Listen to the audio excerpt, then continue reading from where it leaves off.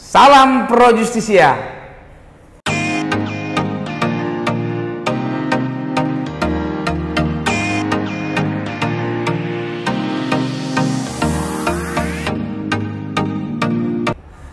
Baik, hari ini kita membahas tentang hukum, edukasi hukum yang baru, di mana materi kita hari ini tentang bagaimana perbedaan antara penyelidikan dan penyidikan. Baik, kita mungkin sudah sering mendengar apa itu penyelidikan, apa itu penyidikan.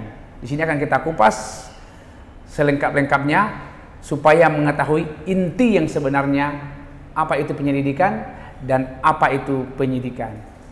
Baik, penyelidikan di sini kita dapat melihat regulasi di pasal 1 angka 5 KUHP yang menyatakan bahwa penyelidikan itu adalah serangkaian tindakan penyelidik untuk mencari dan menemukan suatu peristiwa yang diduga sebagai tindak pidana guna dapat menentukan atau tidaknya dilakukan penyidikan menurut cara yang diatur dalam undang-undang. Jadi maksudnya di sini, dalam hal penyelidikan, sebelum mencapai ke penyidikan suatu perkara itu dasarnya itu proses penyelidikan, di mana sumber atau dasar seseorang atau penyidik selaku law enforcement melakukan penyelidikan itu sumbernya bisa dari laporan masyarakat, bisa ditemukan sendiri oleh aparat tersendiri. Ini dasarnya untuk melakukan proses penyelidikan. Setelah ini ada dasarnya, kemudian dilakukanlah proses penyelidikan, di mana kita mengetahui ada beberapa teknik lidik atau teknik penyelidikan. Salah satunya adalah melakukan interview atau wawancara. Nah, inilah yang dilakukan oleh penyidik untuk melakukan penyelidikan. Dan di sini untuk melakukan pemanggilan terhadap saksi-saksi, di sini yang berlaku adalah melakukan interogasi. Jadi pemanggilan itu pemanggilan interogasi. Jadi belum masuk tahap pro justisia, ya, masih tahap interogasi. Kemudian di interogasi, dilakukan pemeriksaan, kemudian dicari selanjutnya bukti-bukti lain. Kemudian setelah ini semua sudah lengkap, dilakukan gelar perkara. Setelah gelar perkara, baru ditemukan hasilnya apakah perkara ini dapat ditingkatkan ke tahap proses penyidikan. Nah, ini yang penting. Nah, terus setelah ini dilakukan penyidikan. Penyidikan di sini definisinya kita dapat melihat itu di pasal 1 angka 2 KUHP, di mana menyatakan bahwa penyidikan adalah serangkaian tindakan penyidik dalam hal dan menurut cara yang diatur dalam undang-undang untuk mencari serta mengumpulkan bukti yang dengan bukti itu membuat suatu tindak pidana atau delik yang terjadi dan guna menemukan tersangkanya. Nah, di sini.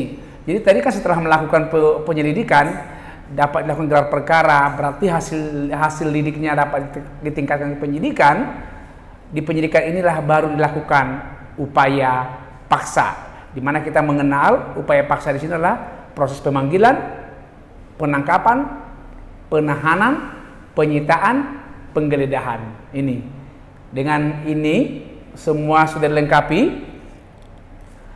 teranglah suatu perbuatan ini bahwa si tersangkanya apakah dia sebagai pelaku utama, apakah orang yang membantu melakukan, atau orang yang iming-iming hadiah melakukan suatu tindak pidana. Ini nanti bisa ditemukan di sana. Jadi penyidikan di sini adalah sudah sangat jelas ya penyidikannya di sini. 4 tahap ini, upaya paksa ini harus dilakukan supaya tersangkanya dapat ditemukan.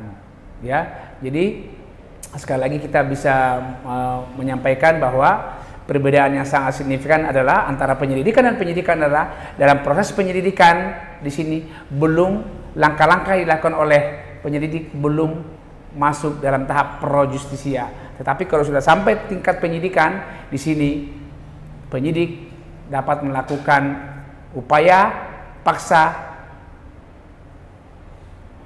termasuk dalam hal pemanggilan, penangkapan, penggeledahan, penyitaan dan penggeledahan.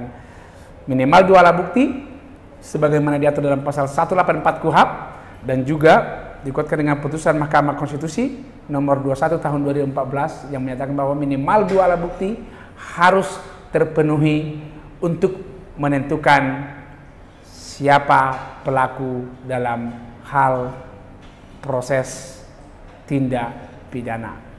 Demikian edukasi kita hari ini. Semoga bermanfaat bagi kita semua. Salam sehat, salam sukses.